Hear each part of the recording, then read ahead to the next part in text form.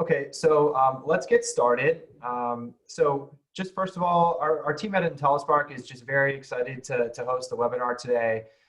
We've been hyper-focused on providing easy-to-use tools and strategies for administrators, teachers, and student services teams that they can use to reconnect with students, and then just to ensure that that students have all the academic and social and emotional support that they need for the 20 to 21 school year. To that end, we have two amazing guest speakers with us today who will lead the discussion. So we have Dr. Deb Hardy and Dr. Matt Liberatore. And Deb and Matt will say hello, and they're going to share a new responsive approach for you today to student success. And it can be easily implemented for the upcoming school year. We wanted to kick this off with a poll to start, so I'm going to pull that up. And if everybody in the audience could participate, it'll help us with the presentation today. So here's the poll. It is about back to school plans. So how will your students learn when school reopens? We've got a couple options: distance learning, in the school building, a hybrid approach, or the very fun, we are still in limbo. So we'll just give everyone a few seconds to answer that, and then we'll get started.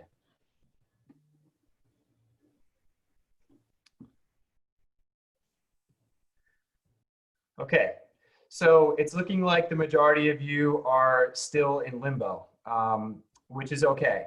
I think that we have a good discussion planned for today then, and that it's also very timely. The model that Matt and Deb are going to provide today can be used in a remote learning setting, it can be used in the school building, or it can be used in a hybrid setting. So thankfully, I think that we've got all the potential scenarios covered for the fall. And then just on a side note, we hope that that your planning over the summer, continues to go well and continues to progress. And we know it's a tough time for folks. So let's start off with introductions then. Really quickly, I'm John Fisk. I'm the moderator for today. I'm the Vice President of Business Development at IntelliSpark. So I work with all our partner schools. Really my purpose for today is to call out your questions to Deb and Matt as you type them into that Q&A box. So if you have questions, please use the functionality. We love to keep this a conversation. And again, thank you all for being here today. So now what I'll do is I'll kick it off to Matt and Deb, and I'll let them get started. So Matt, if you want to start, and I'll pass the reins. Go ahead. Yeah, thank you, John. My name is Dr. Matt Liberatore, and I'm the Director of Professional Learning and Student Services in District 214. I oversee all of professional learning and all of student services at 6 high schools. 12,000 student school district. It's the largest high school district in the state of Illinois. Also the 2019-2020 president of the Illinois School Counselor Association and a senior advisor here at IntelliSpark. And I come from that of an assistant principal of student services at one of our 6 comprehensive high schools. And so I just was on calls literally 30 minutes ago doing planning and doing a lot of the things that you're all doing in the school building. So I'm really excited to talk about some of the different ideas today. Thank you. Deb? So hi, everybody. I'm Dr. Deborah Hardy. I'm a former director of school counseling K-12 in New York, as well as former president of the New York State School Counseling Association. And hopefully what we talk about today, I know I'm bringing some of the work that I did way back when 9/11 happened in New York because of trauma and how to get back into schools to this discussion. Currently, I'm a founder of Guided Consulting. So I do go into schools and help schools now develop their comprehensive school counseling program, as I'm the co-author for the New York State version. So welcome. Awesome. Yeah, and just to kind of overview what we're going to talk about today, a responsive approach to student success is really taking a few key ideas that we're always hearing about and talking about and trying to synthesize them together to really look at a framework or a model to overview and audit our practices as we do go back to school. So really looking at a new model for team-based, really reconnecting with students. I always think this is so interesting. We're doing so much planning for like the procedure, the operation side of it. And then we always have to go back to, okay, how are we going to make the kids feel like they're connected? And then really trying to meet individual student needs and how we can do that in a very differentiated way and in obviously a hybrid format. So honestly, today, like our big goal for today, and I always say this because I don't know how many people on the call are webinared out or have been, this is probably your 100th webinar you've been to in the last couple months, and you're probably scheduled for another 10 or 15. But honestly, the way I look at my webinars and what helps me to start synthesize information in a really cohesive way is really to take back one idea that I can make an impact. If I can take back one from the last 20 that I've had, I'm hoping that I'm making a really quality impact. So truly really reflecting on maybe some of the different ideas that we're talking about. I'd love to say that I'm an expert on how to get schools back in a pandemic, but I've never been in a pandemic before. So I am not an expert, but really a thought leader and really want to talk about a lot of different ideas that can hopefully make you all experts. So thank you. I think we all become experts when something happens, right, Matt? Yes. And I shared the idea of 9/11 because I was president of the New York State School Counseling Association, and all of a sudden we had the tragedy of the buildings coming down and the loss of so many lives, and nobody prepares you for anything negative, right? So most of the work that we do as support staff members, as school counselors, is really reactive. And there's a model called the iceberg model, which I adore and I used to use because it makes me think about what's really on the surface, which is what I, as a school counselor, am going to react to, right? That immediate need of the child. So sort of like the reality therapy. And then there's all this other stuff that's underneath that maybe we have no clue, maybe we haven't understood, maybe we didn't learn about, that needs to be explored. So meeting with my students, because I still meet with students privately, meeting with my students, I explore what's beneath. What caused a lot of those behaviors that we saw when all of a sudden all our doors were closed in March and going online was chaotic? Well, our emotions were taking it. So the iceberg model really pauses everybody and breaks it down into 4 areas. What just happened? And we're going to walk you through an example, right, Matt? Well, we're going to do it together, but just keep in mind what just happened. After that, after you identify it, what are some of the behaviors that are occurring as a result of what happened? And have we seen it before? Is there a pattern there? Then ask yourself, what is causing this pattern? What are the structures in place or not in place? What are the relationships about the parts that influence things? And then finally, our mental models, our school's mental models, our community's mental models. How do we have to change this? How do we change our values and assumptions that are driving that current behavior to start exploring something new?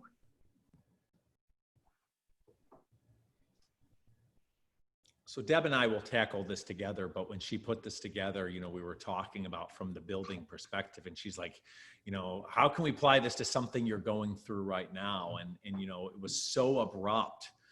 Fourth quarter was so abrupt that we were seeing a lot of different things with just the event was online or remote learning. I mean, yes, people were doing it in pockets before this event, but not to this scale and not to this degree. And so we kind of use this as kind of the setup here. So I'm going to have Deb walk you through the exercise we actually did together when creating this presentation. Yeah, and it was very interesting because I thought that we asked ourselves, what just happened? And we said, okay, we went online, we went to remote learning, check. We don't have internet for all kids, check. We don't have lesson plans ready to go and teachers are crazy. So there were so many things that happened. So we decided to pick this just one. Let's take the big umbrella. So what just happened? We went online, we went remote. What were some of the behaviors that we saw? And Matt and I started thinking about student disengagement, right? Remember, trying to find out how to get kids online. Why weren't they attending their Google or Zoom or whatever class setup they had? And had we seen this before? For some schools, like Matt said, I know some private parochial schools, going online was a normal routine. For them, it was like, yeah, we've seen this before because we've been doing some of our work that way. But for the vast majority of us nationally, we had not. We didn't know how to tackle this big monster. Another pattern of behavior was, what is the role of the student support staff while online, right? So classes were one piece and you had this other piece coming in. So that we started talking out this whole, let's just pick student disengagement. That's easy right now for us to talk about because, right, Matt? Huge monster. Well, and we were, go ahead. Continue. No, please. No, and we were really trying to look at it from an aspect of like, you know, are they really just disengaged? Or if we actually start to look at the structures and really looking at like grading expectations and student learning styles. I mean, I'll be honest with you, I was seeing students who maybe were not engaged in the traditional school setting now becoming engaged. Correct. And so we really had to start looking at some of the learning styles and then obviously some of the social emotional dissonance that was happening from just this event. And don't forget the students who were engaged in school by not having that social environment felt completely disconnected, right? Yeah. So engagement in general disengagement became an issue. So we started talking about what structures would explain these new patterns that we were seeing, right? Not that we didn't know they existed, but now they were visible. And what were some of the relationships? We talked about grading expectations. Some schools had certain grading platforms, others didn't. Other gave extra points. So what was the grading expectation? And was it clear for their district? What kind of student learning styles were we seeing? Like Matt was just saying, right? Those disengaged were now engaging versus those who were engaged were now, I can't do this. I need to be in that classroom scenario sharing ideas. And being online was not a good way. And then obviously that whole social emotional dissonance, you know, the emotions tied in. I know I worked with kids that started showing depression because they were housed at home and not in that social area. Matt, did you see certain things going on?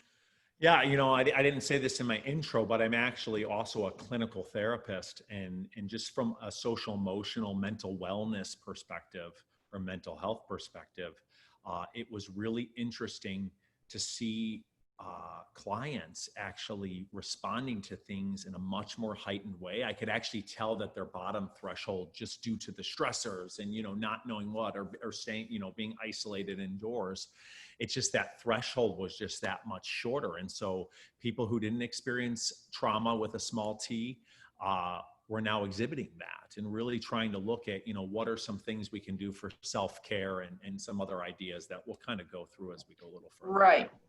And so that led us to what values and assumptions drive these behaviors that we're seeing. And obviously we have to look at the use of traditional learning environment versus a new learning environment and what it provides. And then what external stressors are these kids facing in their homes? So I'm going to suggest a tip you guys take from this is draw the iceberg with a little water right there and sit down in a student support team or in your professional development team and identify what just happened and write the underlying issues there that will guide the work you do with students in your curriculum or in your groups or in your support systems. And I'll even take that one step further. Use an I notice, I wonder protocol. Yep. Where you can sit there and everyone is only supposed to either say I notice or I wonder about the top event. Great way to do it. And that way it allows everybody to have a voice and they're really just talking and brainstorming, because what you're really doing is you're distilling out some unconscious bias, because people may have an initial reaction to the top of the iceberg and what they think it is.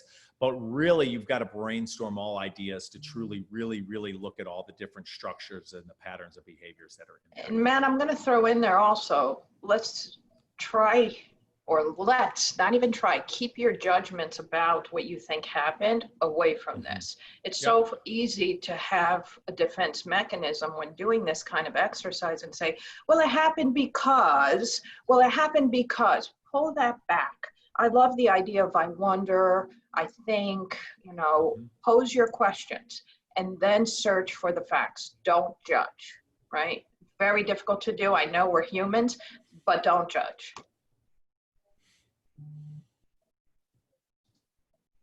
So moving along, really when you start to look at and you see all the various mental models and structures that are in place, really trying to look at the tip of the iceberg and supporting it through a differentiated delivery.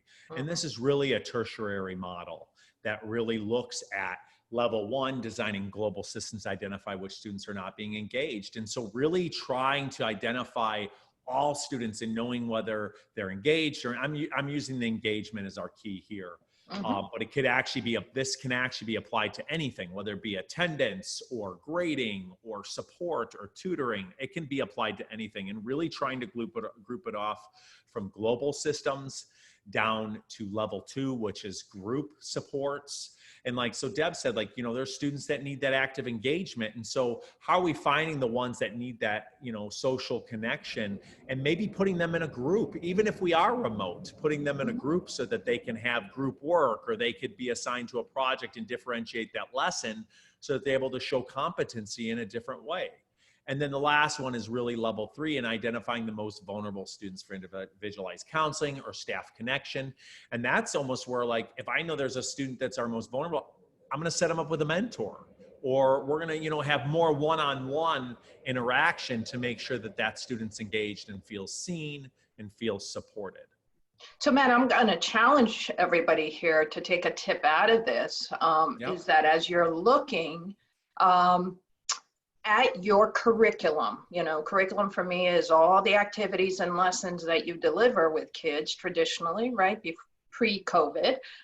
Now, are those topics relevant? And I'm not saying they're irrelevant, please. I'm not saying that friendship topics are irrelevant or anything, but you're in a new world right now, right? You're delivering online. So assessing your kids' needs during these times that we've been in quarantine, or maybe moving on, will require us to adapt to new topics and new lesson plans. So take the picture of our teachers right now doing brand new lesson plans online. Counselors and psychologists and social workers, everybody should be readapting. And not just to say, I'm going to deliver a lesson on friendship or respect or what it might be, but also include what students feel they need. I've got to tell you, asking your kids what they need, to me, is the best data you can have in order to prepare how you're going to deliver your program. And I'll just add one more thing to that, and that is, you know, at this point, I saw that there's a lot of counselors and assistant principals on the call. I looked at the call, you know, who's going to be on here yesterday. And, you know, I would say that when you start to do a flipped classroom around, you know, core counseling lessons or the developmental curricular model is, you know, we should be trying every time to do some type of pre or post assessment. Because that's that more than any time. It's not like they're in the classroom and you can actually see and you get a visual to know exactly where they're at or not, or whether they were engaged or not. Some of them don't even ever turn on their camera because they're embarrassed of maybe their home or where they're at, and they don't want anybody to see them. And so how are we incorporating some type of assessment, whether it be pre or post, qualitative, to really get a temperature of where students are at? Because oftentimes, especially in a pandemic, and if we do go back to shelter in place a second time, you know, a student who looks great on Monday or comes across that they're fine on Monday might not be on Tuesday. And so the more regularly we're able to even ask like a 3-question, you know, John started this out in the beginning, which is a simple, you know, pre-assessment. And I think that's really, really valuable. And especially when we're talking about school counselors and using like a flipped classroom style. Manka and John, I'm going to interject here because there was a Q&A about how do we engage parents, right? There was a question. I'd like to learn some tips about engaging parents. So if we're looking at delivery, I think this might be a good area to respond to that quickly, or give some tips. I have a caseload of 200 students, and I have established a methodology of which I can communicate with parents, right? So I use something similar to Remind, and every school has different ways to broadcast through text or through a message. Parents receive the message. They may not respond to you, which makes it frustrating for us sometimes. However, doing level 1, 2, and 3 programs for parents, I think, is key also. Survey them to find out where they're at emotionally, provide the class, I'm not going to say classroom, but group presentations on how to handle the emotions, the frustration. So it's not just for kids per se, you're also helping your community through this, iceberg model and delivery. So I'll just add a fun one. Okay. I love little stories and anecdotes. And this is a one where we had a CNA student, and the CNA student actually, usually works on the medical dummy that's in the classroom and has to lift them up and do CPR. Well, in this case, the teacher actually said, submit a video of you lifting a family member up and putting them on the couch and stuff like that. So they're actually having to use like a real person. So I always say, like, how can you look at that lesson and actually include the family member? If it's going to be on post-secondary options and searching, have them record a video of them talking to their parents about post-secondary and, about price, about, location, about distance. They could be including so many different things where they're actually having a conversation at home. And that's the great thing about technology. We've got videos, we've got chat, we've got so many other options. And honestly, like, when we talk about, different eras, the boom era of technology and different things, I think we're going to walk away from here knowing that this is one of those transformational eras that we learned and we expanded way differently. Agree. Great. And if anybody has any additional questions, feel free to put them in the Q&A, and then we can make sure that we tackle those as we go as well. So if anything comes up, just pop them in there and we'll take care of it. And moving right along, so this is something Deb and I worked on, and we were like really excited about this one because, and I would say use this as an audit tool. And, you can definitely, go a little deeper into this, but when we talk about whole child, and everyone always says whole child, and I hear that name tossed around so much, and it sometimes ends up being esoteric a little bit, like what is whole child, like what's whole child mean? And I would just say that we have so many amazing initiatives over the last 5 years. We have trauma informed, a ton going on with equity and racial consciousness, and then resiliency and solution focused. That's the counselor in us at our core. And really, I would say all programs and services and problem solving or solution finding teams should be rooted and founded in looking at all these different areas. I really think when you're sitting there talking about providing supports or looking at systemic structures, there's no way to do a true audit and look at the iceberg model without truly looking at each of these foundations and looking at the equity and culture, the resiliency and solution focused, and the trauma informed to really come out with a solution that is holistic and whole child engagement. And Deb, do you want to add on the outer circle? Yeah, I think it all drives the whole idea of the academic, the social awareness, and the emotional intelligence of students, right, and our clients in general.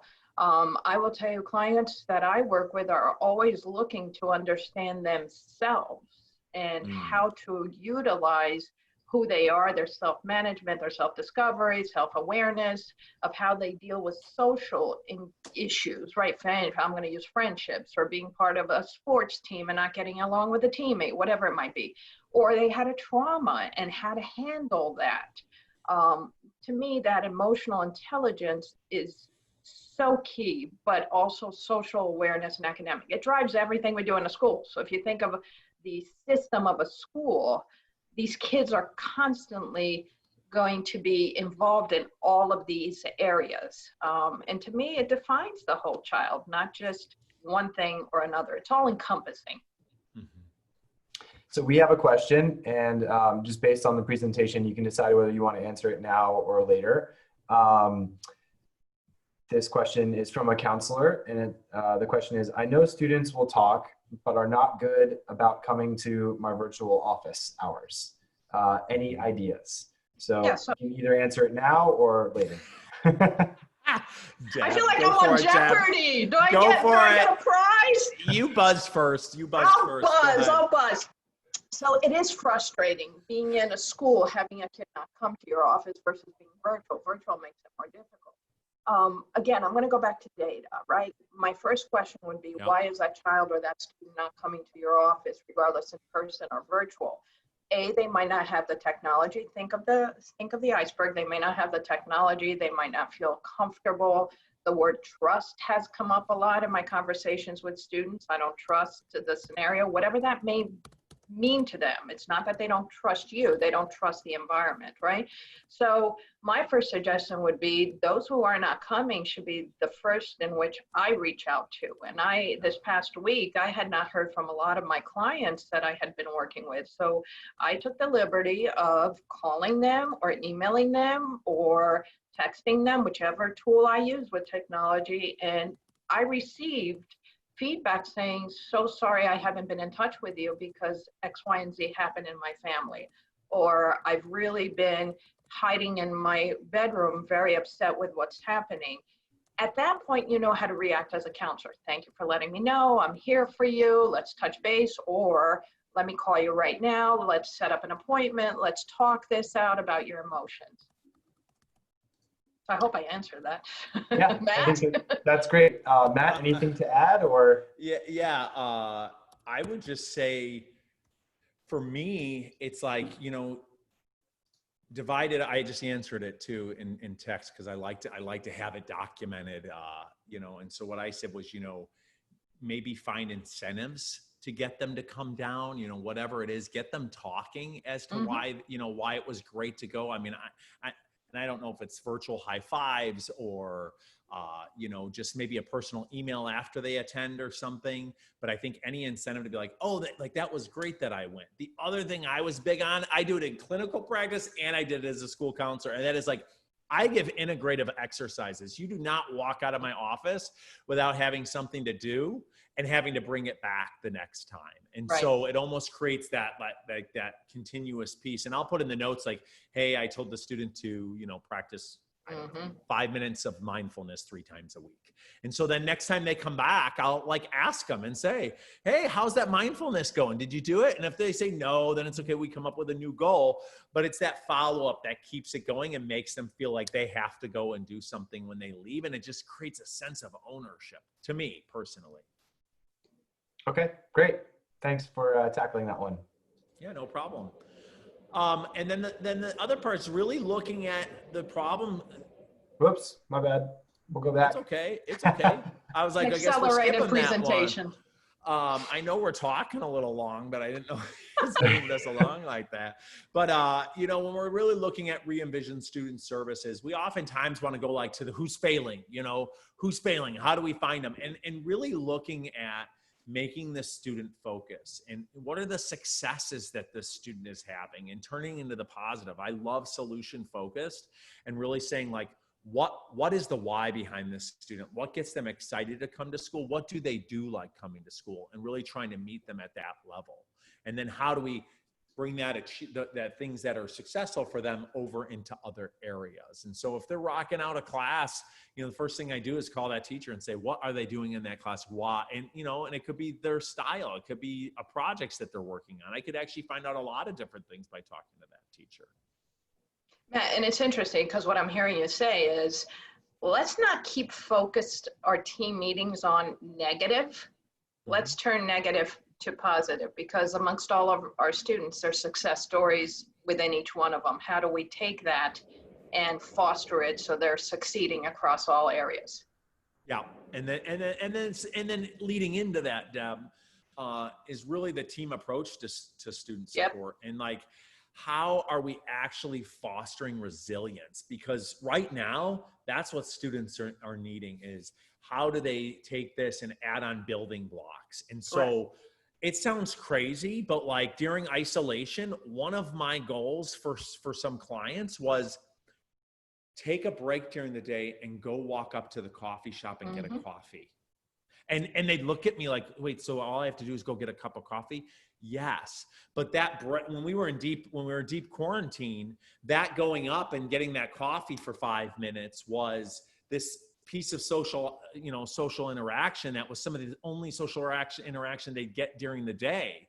And I'm telling you, when you're talking about quarantining for 2 weeks at a time, that can be a game changer. And so how are we finding micro skills for our students to be able to create resiliency and achievement? And whether it's emailing their teacher, whether it's jumping on a Zoom, whether it's meeting the counselor, like that could be that for Yvette, who asked, how do I get students coming? Like that could be the goal, is like, I need you to come back next Thursday on this Zoom. Okay. And that skill set of coming on and scheduling that and being engaged in their learning. So Matt, I'll tackle one other example quickly, because I know we're time constrained. I had a student who was disengaging so quickly, very bright young man, AP honors, and I asked him why. And he didn't even want to come on Zoom and meet with me anymore. And he said to me, I can't stand being in my bedroom anymore. And I said, wow, the bedroom was a safe zone for him when he got back from school to sort of decompress. Now it became a negative environment. So that immediately gave me sort of fuel to talk to the parents and say, do you have another space in the house that you can create his work environment in, like the basement? And they did. They turned a little corner in the basement into his workroom. All of a sudden the engagement went up. So just small things like that we learn about kids. And to add to that, I said it in jest, but we had a lot of students not turning on the camera because either they were embarrassed, they were in their bedroom and they didn't want their peers seeing their bedroom. Yeah. And so making sure that, maybe as a counselor, you're picking out virtual backgrounds with your student. Yeah. And like actually having fun and making a game like, hey, how can we get you to turn your camera on? Because we know when the camera's on, we're a lot more engaged because we can't be, checking email. And I mean, you all know this. You all know this from the million webinars and the 1,000 emails that you've sent while you were taking the webinars. And what are you talking, Matt? What are you talking? I know, exactly. Exactly.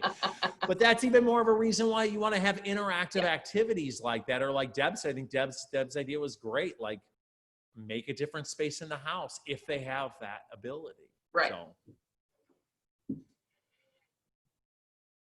And then really defining the team.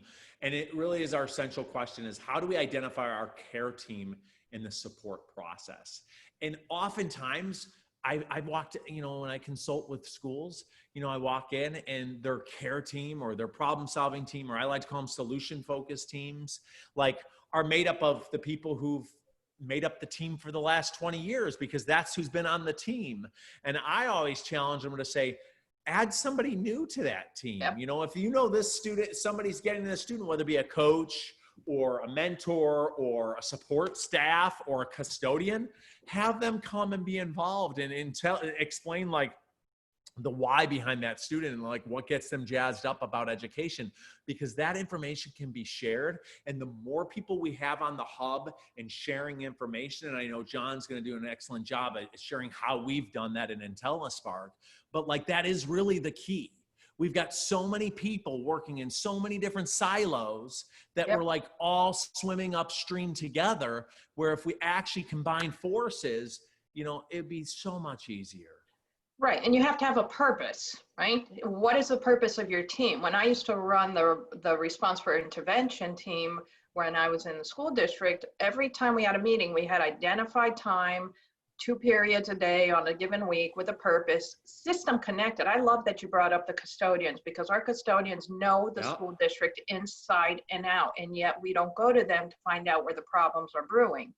Yes. Also, your transportation folks, right? We had a bus driver at our elementary school say, I'm having too many problems with bullying issues on the bus, and it allowed us to come together and create a video on how to behave on the school bus with the bus driver support. He was in the video with us. So it's system connected, and it's all about the student. It is, I hate saying this, and I wanted to take a grain of salt. It's not about my role as a school counselor. It's about how my role supports the student, right? How Matt's role as an administrator helps me support the student and vice versa. We are a team focused on that one student every day, every minute, every hour, right? Or all our students. I shouldn't say that one student, all our students, all the time.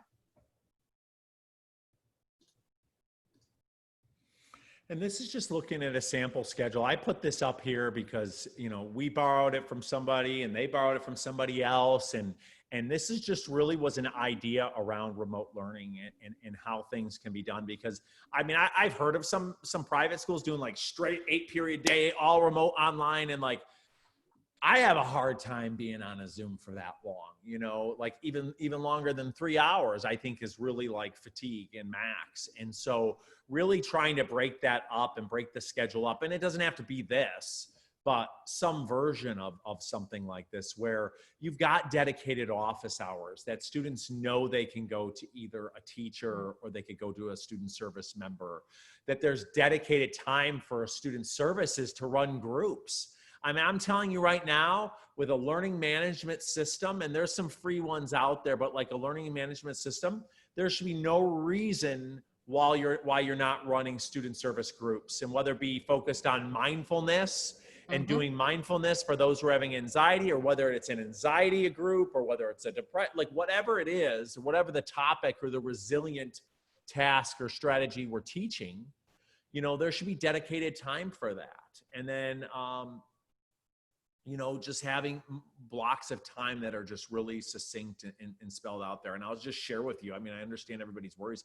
Our schedule looks totally different than this. And you know, it's changing regularly. And I know all of your time is changing, but I also know a lot of you are on those committees who are making those decisions. Yes. So really, if you could give a takeaway, is making sure that there's dedicated time to support students, and also to leverage that time to support students to also identify whether they're engaged or not. Agree. You have to vocalize your role, how it's important, the impact that you had on kids, the importance of your expertise. I'm going to highlight that, your expertise in supporting kids, especially during these times. I know here in the state of New York, there's concerns about grief counseling, with so many teachers lost, and educators in general, administrators and teachers lost in New York City with the pandemic, and the big worry of how these kids are going to come back. So I love that you shared this, because I couldn't envision what would it look like in the school until you shared this with me. So start using your leadership role to say, we need this. Even if, you know, you have a 9 to 11 block, maybe it could be a 9 to 9:30, depending on every school schedule, right, Matt? Yeah. Yeah, and then really looking at making an individualized learning plan at the core. And honestly, like I go back to, you know, what I was talking about before, which is, you know, you've got the custodian that connects with the student socially on this aspect. And then you've got, you know, a counselor and a psychologist working together to, you know, solution find on one thing. And then you have an administrator calling home, having a parent meeting on another end. And oftentimes I've seen it happen, and it's all happening at the same time, but each other don't know that it's happening. And so really looking to be strength-based in how you're doing your approach, and finding interventions, and also looking for assets and interests and abilities equals learning. Right. And I'm going to say, with these two pieces, between the strengths-based and the data-driven, always ask yourself, why are we doing this? Is it time to change? And what does the data tell us? You know, those who know me and know the work I've done here as a school counselor and state leader, I always ask, so what? What is this data telling me? And if it's not relevant to the needs of the kids, maybe I'll put it over here and develop it later. But if it's extremely relevant right now to the needs of the kids in these new times, that's where my focus is going to be. So John, I think you're on now. Oh, I think we are on to John. Yeah, thanks so much. And thanks for the conversation again. If there are any, you know, questions, you know, feel free to put them into the chat box now. I'm going to just talk about IntelliSpark here, you know, for a minute, because, you know, we do believe that relationships are the heart of learning, right? And that making meaningful connections with students clearly impacts student success. And we know that has been, you know, challenging just in general, you know, throughout the course of education, but especially in the last few months. And so I just wanted to talk a little bit about how we can help schools with their plans for the fall. So really quickly, we created IntelliSpark so that educators can easily get to know the name, the face, and the story of every student, right? And then to facilitate that work, of a student-centered team. So here's an example of what a student-centered team might look like within IntelliSpark. The team is based on student needs. And so you can see here, this student has a team that is comprised of a principal, a teacher, a school counselor, and then they have a very comprehensive team that also includes a social worker, a psychologist, of course, their family member, as Matt mentioned, a mentor, and then the student also has a community partner, a wraparound service as part of that student's team. And so the team members can be added based upon the needs of the student. And then the idea is that team can then communicate and collaborate around the student. With the information that they have about the student and their story, they can plan individualized supports. And then once those supports are in place, they can keep everyone in the loop on what is happening with that student. And that is definitely something that we have heard has been a challenge over the last few months as well. So this team can plan any academic or social, emotional, or wraparound support right within the program. And they have access to what's called the Student Hub. So the Student Hub ensures that educators get to know every student. The Student Hub is a place where your team can get a really holistic picture of a student that you wouldn't get in any platform that exists today. So it can include things like a student's strengths, their interests, their hobbies, the programs that they're a part of within the school. It can include information on engagement, social and emotional wellness, social and emotional competency. It can include information on their career and college readiness plan. So when your team comes here, everyone can see what's going on with a student. They can get to know that student very quickly and easily. They can work together to then plan and manage the academic, behavioral, and wraparound supports that are needed for a student's plan.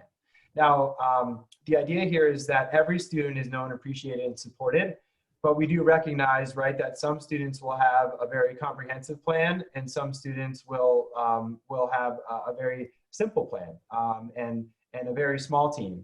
But the idea is that all of the students can be supported through the program. So if you're interested in learning a little bit more about IntelliSpark and what we do, we're actually hosting a live webinar tomorrow. It's at 1 p.m. It will be 30 minutes long. And what we'll do is give you a tour of IntelliSpark. You can click this link here in order to register.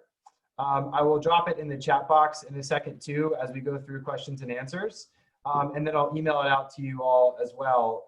But if you're interested in learning a little bit more about who we are and what we do, we'd love to see you tomorrow. So with that said, I'd like to give a special thanks to Matt and Deb for putting together the presentation today and really tackling, I think, a lot of the challenges that we're facing for the upcoming 20 to 21 school year, and for offering, your expertise. And so thanks so much.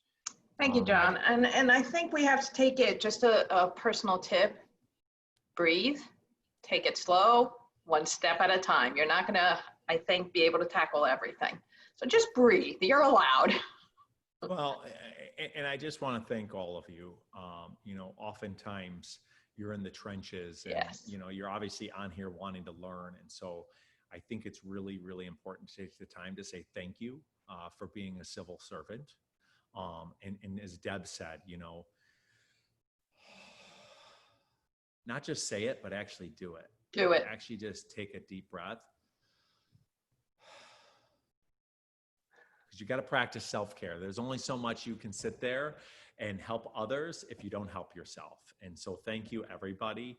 We're always happy to answer stuff, and just know, there is no instruction book on this, and it's literally changing weekly, as many of you know. So thank you. Great. So I do see some questions coming through. If you can see those, feel free to go ahead and start answering. And then I've got a couple more here that came through the chat, which I'll read out in a second as well. Can I just add something?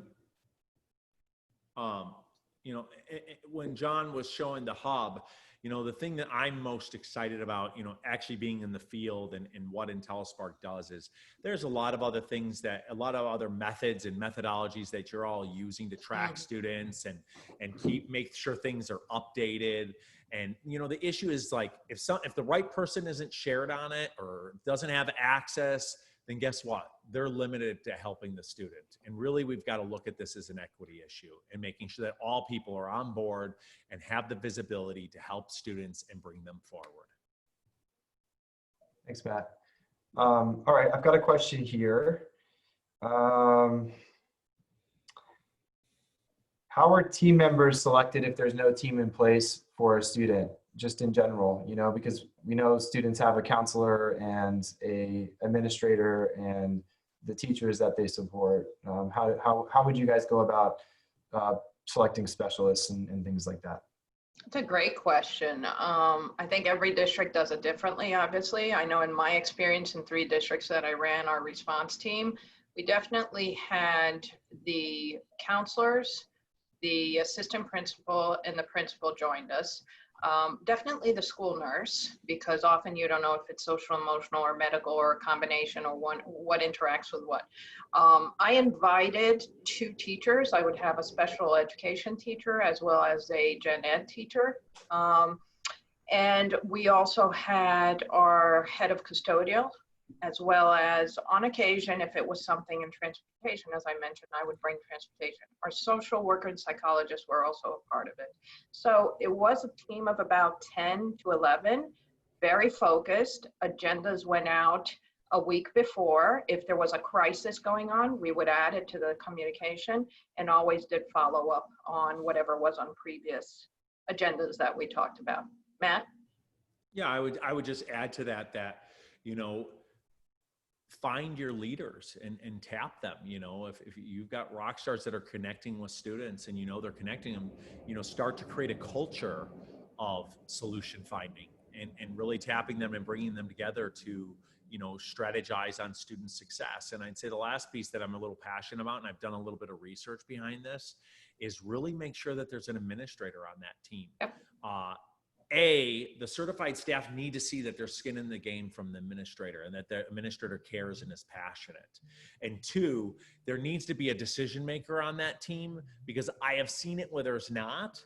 And then guess what? Everyone's afraid to tell the other person to call the parent, to make a phone call to the parent, or to check in with this teacher. And like what happens is you get stunted teams that there's not a whole lot of action going on because they don't want to tell their fellow certified staff member to go do something.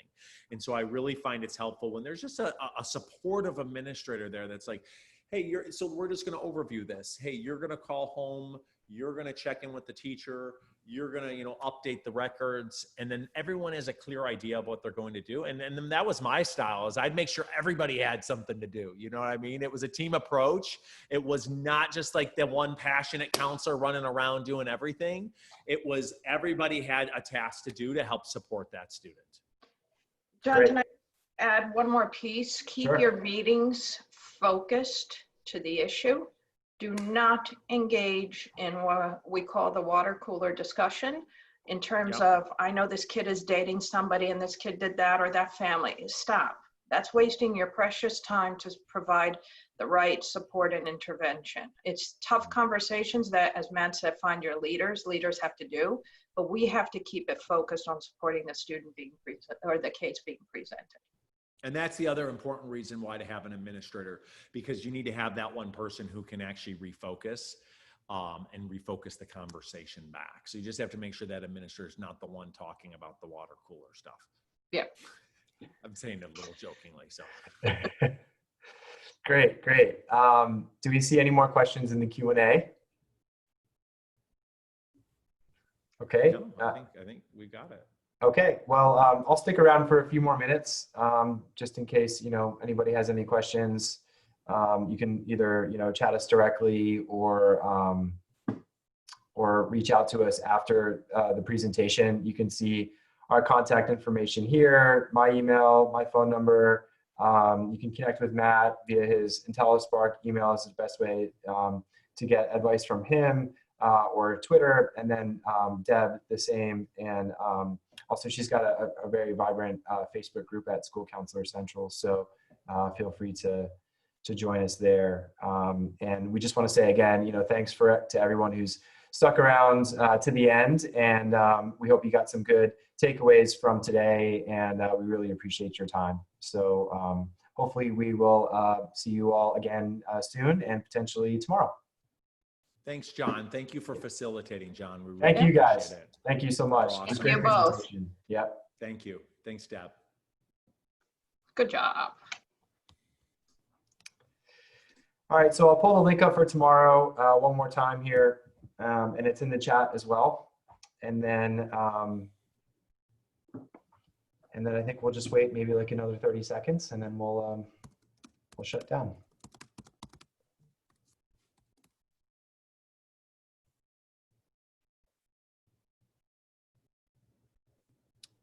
And next time we do another presentation, guys, we'll make sure we color coordinate maybe a different color this next time, just to mix it up. I like a little purple. bit. Purple is actually my favorite clothes color. I can do purple. That's Okay. fair. Just don't do purple. orange. No Yeah. orange yet. No orange. Doesn't go well with my. That's fair. So we've got 3 votes for purple next time. All right. Well, thanks so much again to everybody. And I hope that you enjoy the rest of your day. And please reach out if you have any questions from Deb, Matt, or myself. Thanks.